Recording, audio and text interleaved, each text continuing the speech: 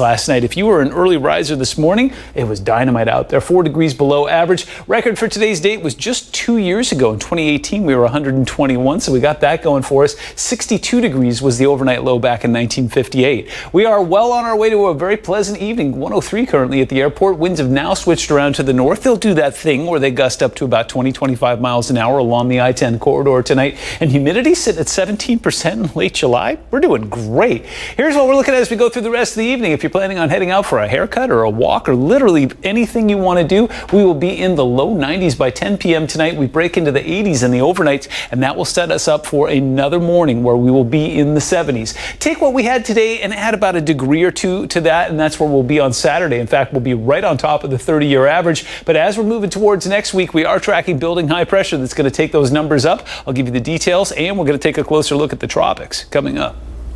A court hearing is pushed back for ex-Palm Springs Mayor Steve Fournier and two Coachella Valley developers accused of buying his vote.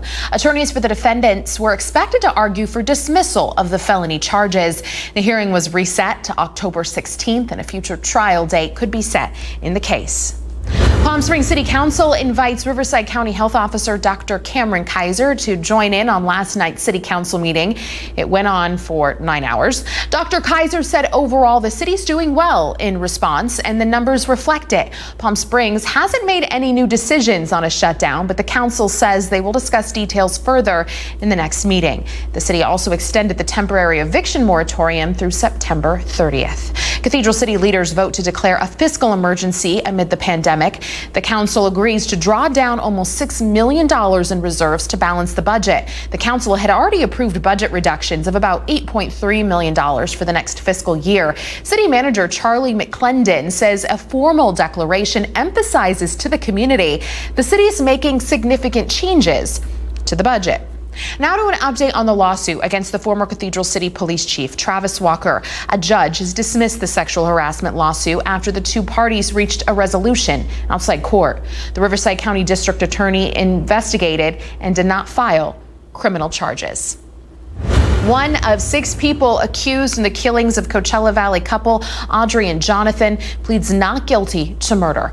Aaron Bernal was arrested Tuesday along with 2 others. 3 months into the investigation, NBC Palm Springs broke the story that Bernal was a suspect, or a person of interest, that is. A source told us Bernal was a friend of Audrey's. The two may have dated. 3 other people were charged last month. Well, coming up after the break, some salons refuse to move their services outside and are willing to fight with the governor over it. We'll bring you their stories. And it's not just businesses breaking the rules. Wait until you see how many people gathered together for the worship tour in Reading. Plus, a new report from Yelp says many of these COVID closures aren't temporary. Just how many places are shutting down for good? That number might surprise you.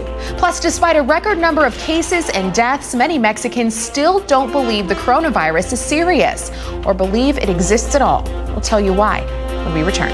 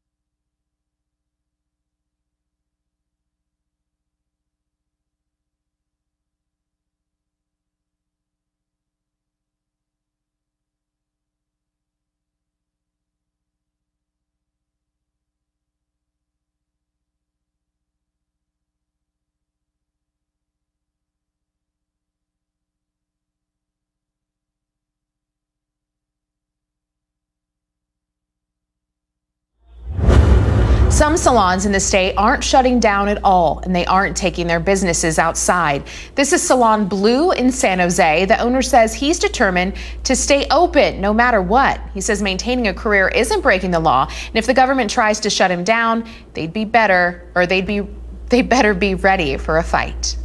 If Governor Newsom's task force wants to come down here and try and shut us down, I suggest they bring backup. Why is that? Because we're not shutting down. I feel comfortable because I'm in here by myself. I mean, besides you guys, and just Mary. And I know that, and I've seen that they're doing all the cleaning. We're all wearing masks. The salon owner says he's following the state's cosmetology board's guidelines, and he's spoken with police and the district attorney. He says he's just been let off the hook with some warnings. This was the scene Wednesday in Reading. A large group of people gathered for a worship service at the Sundial Bridge without masks. The event was put on by a religious organization called Hold the Line. The group says they're doing a worship tour in 5 major cities across California. A new report from Yelp shows the grim economic picture in the Bay Area.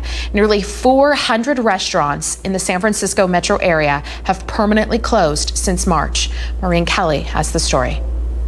The gate is locked here at Nopalito's Sunset District location, and a sign in the window reads, "Thank you, 9th Avenue. We will miss you." It's one of several economic casualties caused by the coronavirus. A new report from Yelp reveals that in the San Francisco, Oakland, Hayward metro area, more than 5,000 businesses have closed either temporarily or permanently between March 1st and July 10th. That's the second highest closure rate relative to total businesses in the U.S. The Yelp report found 370 restaurants in this metro area have shuttered for good. Lori Thompson, executive director of the Golden Gate Restaurants Association, expects this grim picture to get even grimmer. You know, particularly the independent restaurants, you're going to see huge closure rates. And the longer this goes and the more that people run out of the payroll protection loan money, like even myself, you know, we'll be lucky to get to end of October and be able to make it. She says the industry needs a bailout from the feds. A $120 billion restaurant relief bill was introduced back in June. I mean, I don't really care where your politics are. Just like check the politics and write another check. What do they care? How does that affect their ability to get reelected? We just have to pump money into the economy right now, right? We can worry about inflation later. If we get everything taken off too fast, great. Jack up the interest rates and shut her back down. But I don't see that happening until we get a vaccine. Some restaurants are limping along with outdoor dining. Thomas says many here need inside dining to resume before the rains start in order to survive. That was Maureen Kelly reporting. Unemployment numbers are unexpectedly high again this week, with 1.4 million new claims filed. The CARES Act is set to run out by the end of July. It gives Americans an extra $600 on top of state unemployment. But now the White House and congressional Republicans agree on a new coronavirus aid package. Treasury Secretary Steven Mnuchin gives a preview of what's included in the aid package. What's in the proposal right now is more money for schools. Again, this is about kids and jobs, and some of the money is based upon, half of the money is based upon additional expenses for reopening. House Democrats passed their own $3 trillion proposal in May and have been waiting on a response from the Senate. We'll be right back after the break. Mike has a look at the forecast, but first a look at that Agua Caliente casino cam. Mike. Hi, Sarah. Lots of negative numbers in the news today, but our numbers have been fantastic in the weather department. It looks like we'll get to carry this trend into the weekend. Your Agua Caliente casino cam is helping me tell that story. I'll tell you more when we come back.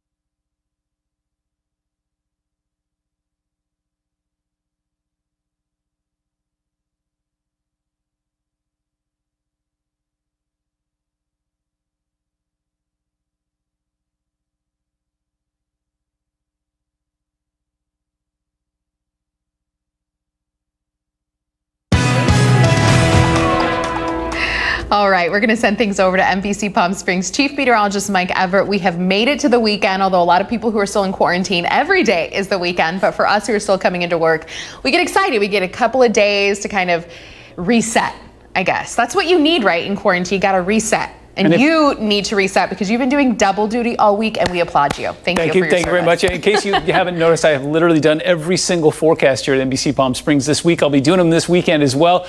And then I'll get back to normal next week. Jerry Steffen, though, getting a well-deserved vacation, and I really hope he's enjoying himself. Hope these folks are enjoying themselves here. This is your Walter Clark cam. Normally, we're looking at 111, but what we've done is we've zoomed it into the river there. Some beautiful running water. Some folks out enjoying themselves in a very socially distancing kind of way there. You're going to get an opportunity to enjoy yourself this evening. We're taking a look at some temperatures that are once again delightfully below average. I've got infrared zoomed way out because there's a lot to talk about. We'll do that coming up in the next half hour. Don't go anywhere. But Doug is actually bearing down on Hawaii as a major hurricane is expected to wind back a little bit. We'll tell you more about that. That is Hannah. That is Gonzalo. This is the Atlantic, where another storm is coming off the Cape Verde Islands. Yeah, we'll break that down coming up in the next half hour. In the meantime, what we've got going on is some onshore flow. So kept temperatures below average once again today, has kept that marine layer thick. Once again, is about 2,500 feet near the coast. It is clearing a little bit. So if you do have some plans to go to the beach this weekend, a couple things to know. It'll be kind of like that in the morning, but we are getting reports that there is some partial sunshine in the afternoon there.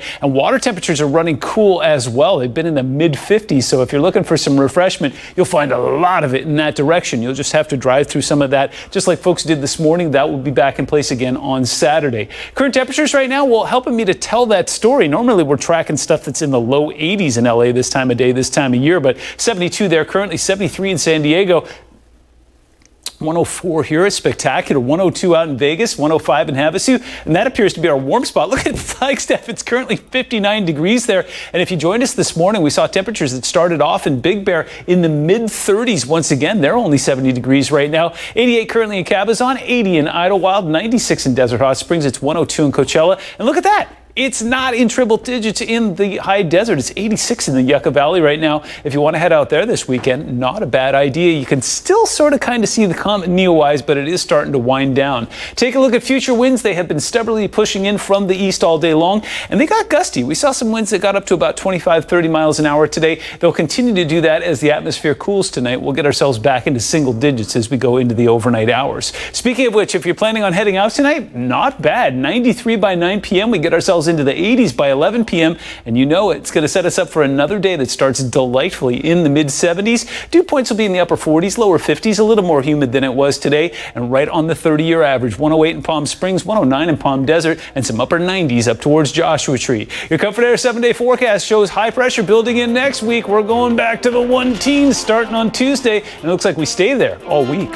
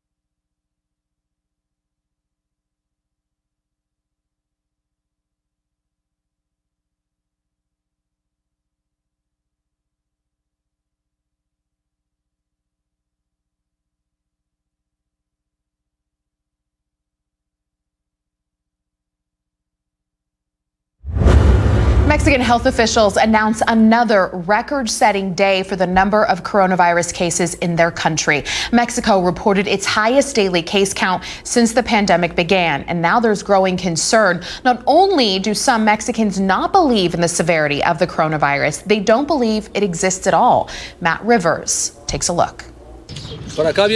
Humberto Montes Cruz sings at funerals for a living, so you might think he would take this virus seriously, but he doesn't.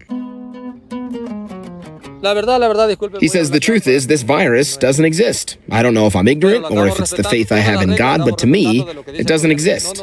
He says if it existed, he'd have gotten it by now. And living and working in Mexico throughout this outbreak, I've consistently heard people like Humberto say that this virus doesn't exist, and so have others. In May, a funeral home director told us people constantly tell him relatives died, quote, of the flu, not COVID. In June, paramedics told us they encounter skeptics on nearly every call, and just a few weeks ago, a crematorium worker told us he's amazed how many people tell him the virus isn't real. So the question is, why?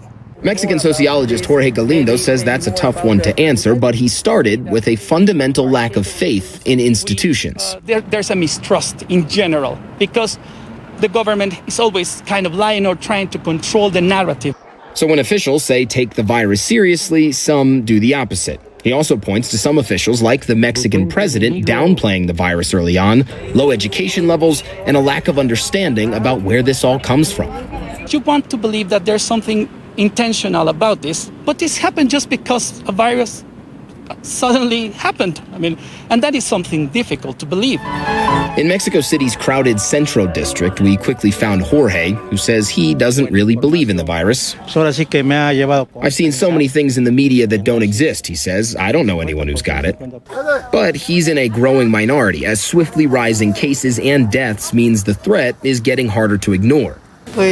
Martha says, I didn't believe in the virus at first, but with everything happening, now I have to say it exists. And Abigail says, I didn't believe it was true, but now I have family in the hospital, there's more cases, so I'm scared. A recent newspaper poll found 86% of Mexicans do believe the virus exists. Only 14% either don't believe it exists or aren't sure. And that seems like a small number, until you consider that 14% of Mexico's population is about 18 million people. Are those 18 million socially distancing, washing their hands, staying at home? We don't know. But if they're not, it doesn't bode well for a country already with one of the worst outbreaks in the world. Matt Rivers, CNN, Mexico City. At least we saw a lot of masks there. That's good news.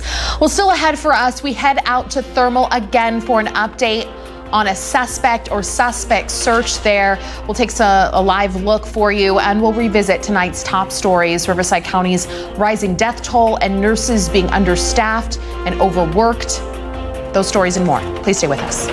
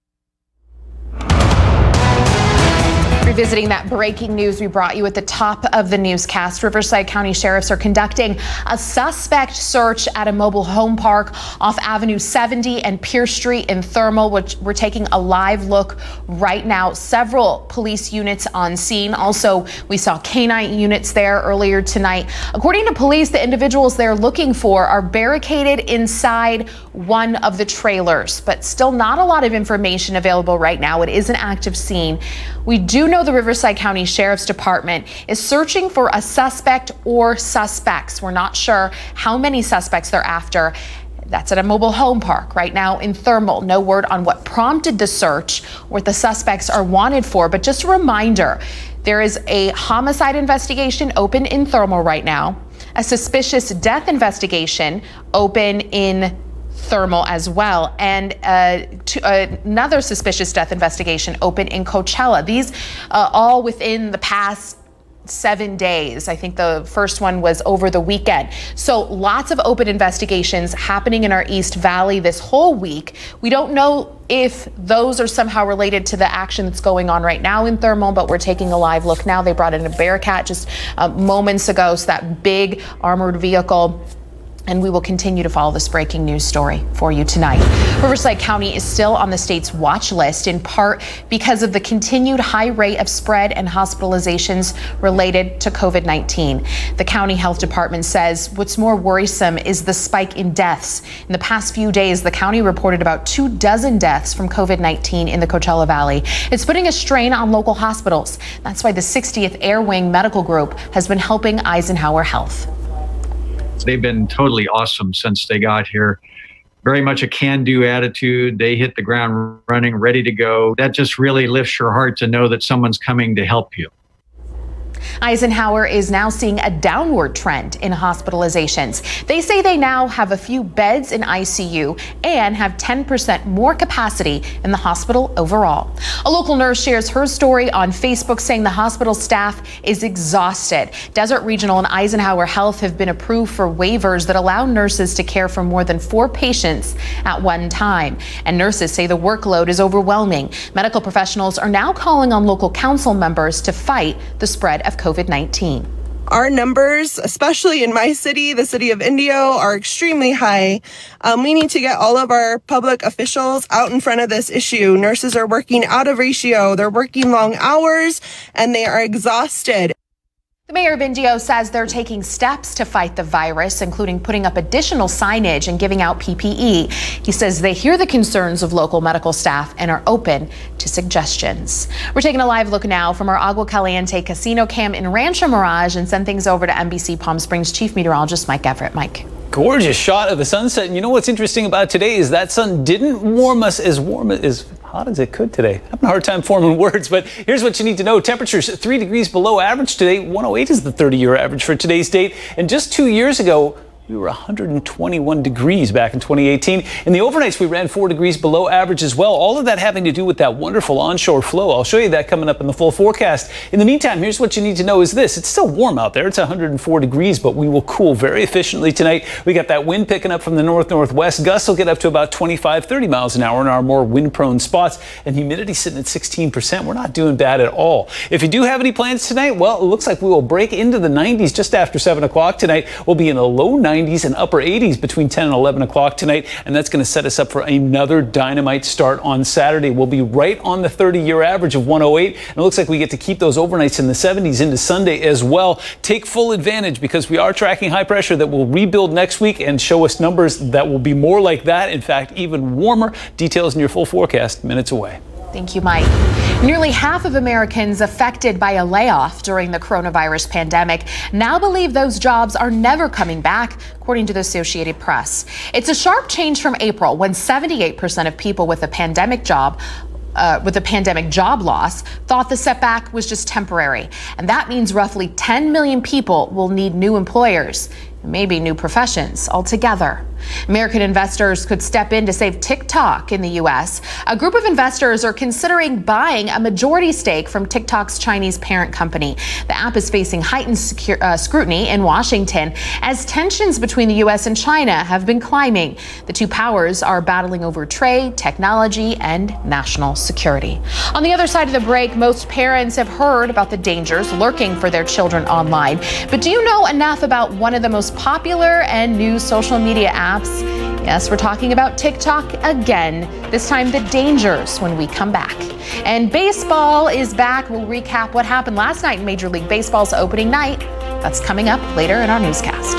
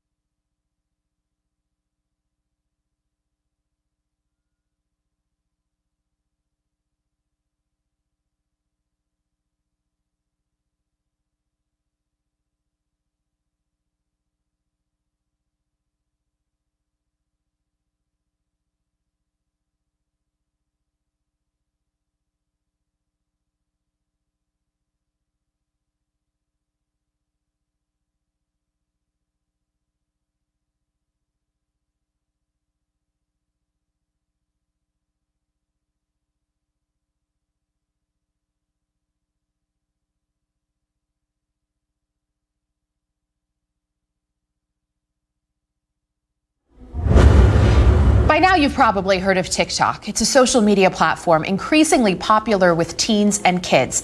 The Chinese-owned app has gotten buzz in recent weeks for being a security threat, but there could be other risks for its young users. Liz McLaughlin has more. TikTok is the home of viral dance videos and growing controversy, with U.S. officials and businesses expressing privacy and security concerns about the Chinese-owned app. A number of companies in the United States have actually told their employees to remove TikTok from their phones. Despite those concerns, the app continues to grow, expanding its user base by more than 30% in recent months. TikTok is one of the most popular social networks on the planet. But its popularity among young people may also present safety risks. TikTok accounts are public by default, meaning other users can view videos, location information, and send direct messages. If their account is not private, anyone in the entire world can message them. Titania Jordan of the monitoring software Bark says as the pandemic drives more screen time, young users may be more likely to be exposed to inappropriate content or worse. We noticed over the range of March 13th through today is a 23% increase in alerts around online predation. Using any social network can be risky, but experts say it is possible to use apps safely with private accounts and adult supervision. If you're having those conversations with your children, they will be better served to become responsible digital natives. Keeping communication open for a safer social media experience. Liz McLaughlin, NBC News. Yeah, Mike and I don't have a TikTok. Unfortunately, we've just hit that age threshold where you just can't have one. I'm sorry, it's there. I don't want anyone to be offended by that comment, but it's there. Although we did participate in one TikTok dance, and I hope that footage never sees the light of day. Mike. What? Me too. I don't even remember doing it. You know, I remember years ago when our parents found Facebook and we were like, okay, we got to go find something else now. Here's something we found. Sunset is doing a wonderful job of keeping the Coachella Valley beautiful. We're going to see some temperatures that'll be beautiful this weekend as well, and we're going to take a close look at the tropics. They're not so beautiful. Details when we come back.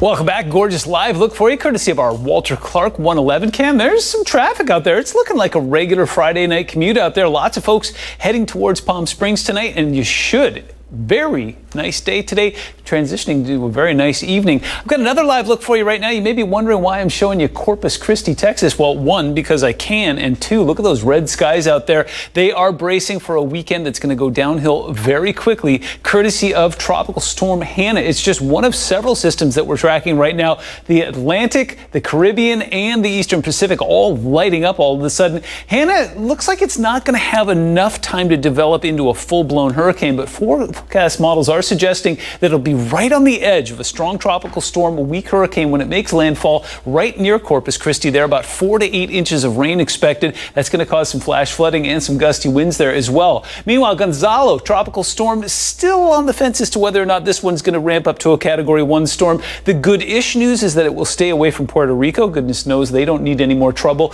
It will slap the Windward Islands, and then as it moves out into open water near Jamaica and the Caymans there, is expected to dissipate, but they very rarely do what we expect them to do. Douglas is the big concern right now out in the Eastern Pacific. Ramped up to a Category 4 storm overnight last night. Remember, there's only 5 categories, so this is a major hurricane right now.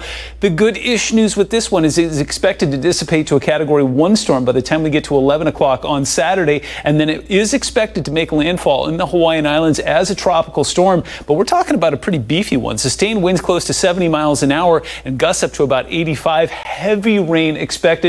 The Big Island, Hilo will also get a good bit of rain there. Honolulu could be getting some as well, and then it'll move off very quickly into the Pacific by Wednesday there and expected to dissipate, but it's going to be a rough 72 hours in Hawaii.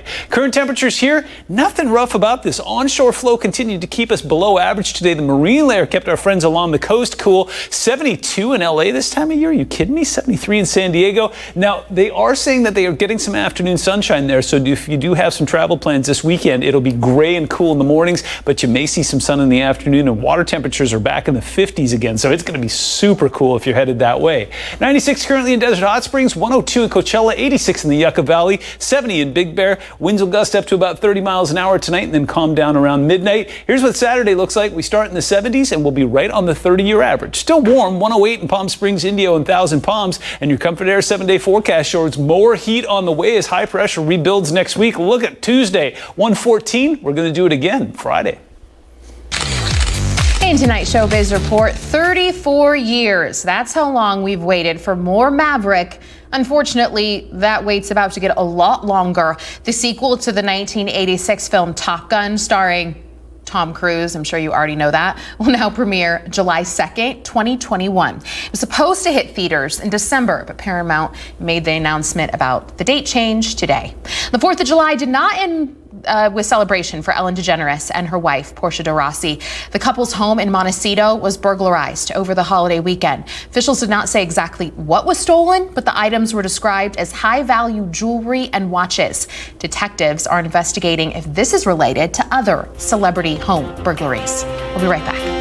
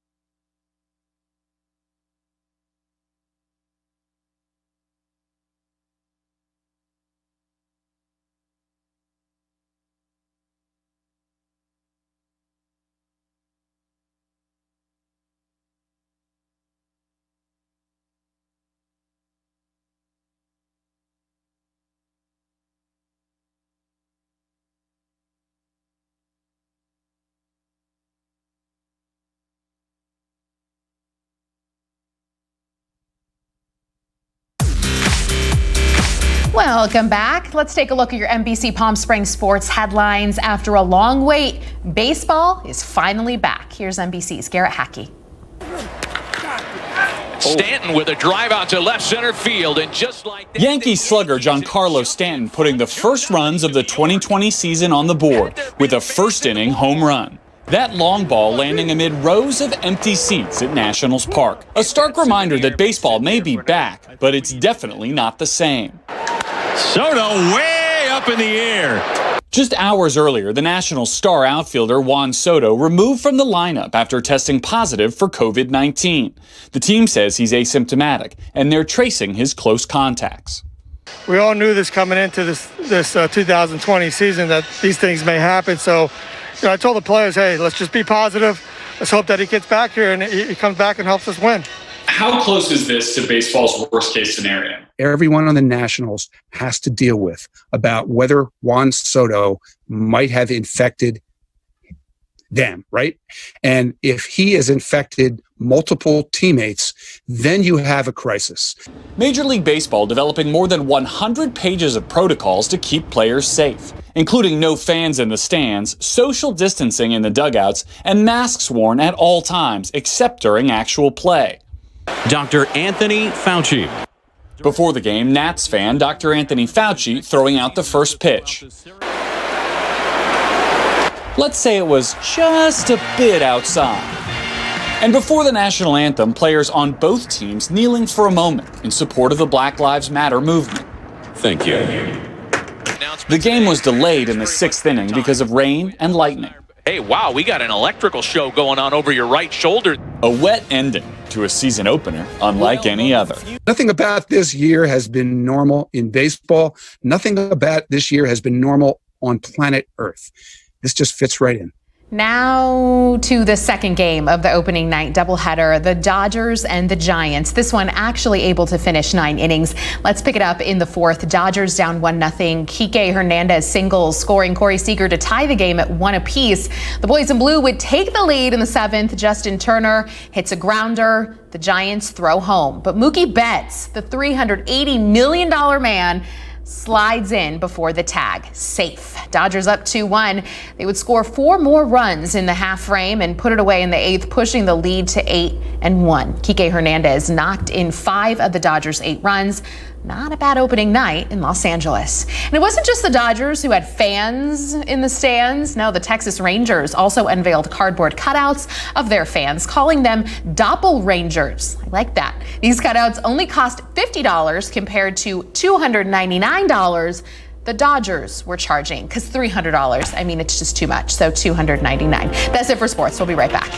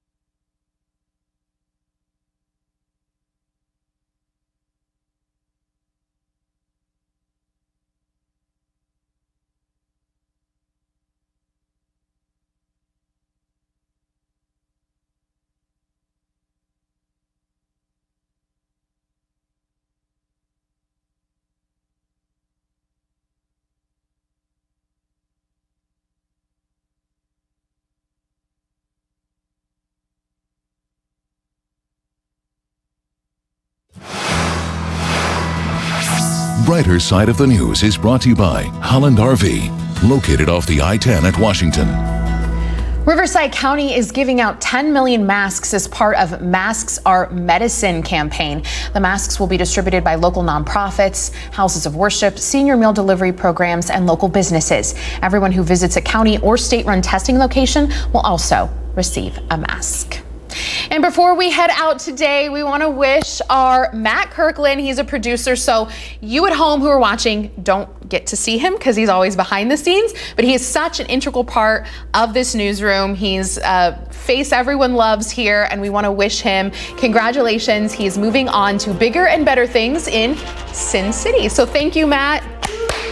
We love you and congratulations. He's in my ear. We'll miss you. Bye-bye.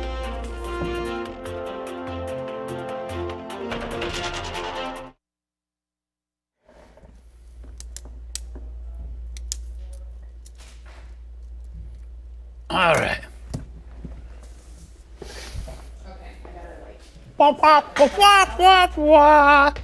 All right, so tonight, though, You got everything, literally. yeah, a marathon. Got to earn this weekend.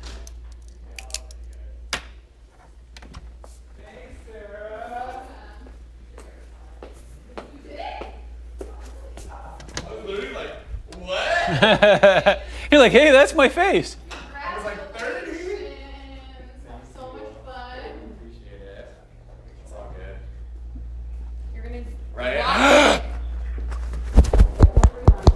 I know, right? I'm like, I'm probably the biggest carrier in this whole thing. Going to Vegas, yeah. Right? I've got Coachella COVID, baby. I'm gonna shoot the Cool. What are we doing? Okay, so we're doing tonight's first for an hour. Yeah. Well played. God help whoever has to edit this, which is probably you, so God help you. All right, so tonight,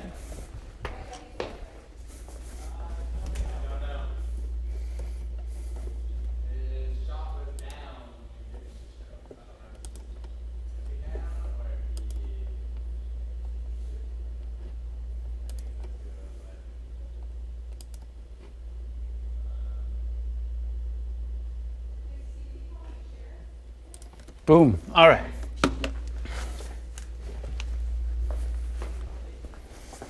All right, so this would be first hit Friday night at 11 p.m. Pacific Standard Time. Ready? All right, here we go. 3, 2, 1. Once again today, the West was the best. In fact, we've got some very benign conditions, all courtesy of some very weak onshore flow that has been doing a couple things for us. It's been keeping those temperatures regulated, in case you didn't notice that today, and it's been keeping that marine layer very thick along the coast. If you do have some travel plans there, looks like that'll be an issue most mornings, but I am getting reports that they're seeing some afternoon sunshine there. Meanwhile, as far as you go east, it's just nasty. We're tracking some monsoonal flow making its way up into Arizona, the eastern edge of Arizona, New Mexico, Colorado, and then we're tracking some tropical trouble. I'll give you some details on that coming up in the full forecast. In the meantime, here's what we achieved today. Second day in a row, 3 degrees below the 30-year average of 108. 105 is where we topped out at Palm Springs International, and all we had to do was go back 2 years in the almanac to find the high temperature for today's date, 121. So, yeah, big difference between that. The other big story this morning was temperatures that were 4 degrees below average. 74 is where we bottomed out. 78 is the 30-year average. Didn't quite hit the record territory. 1957 and 58 were very cool years. 62 was our overnight low there. Next 3 days brought to you by Comfort Air show us slightly warming on Saturday. In fact, we'll be right where we should be this time of year. A little bit warmer on Sunday, a little bit warmer on Monday, and then it gets considerably warmer. Okay.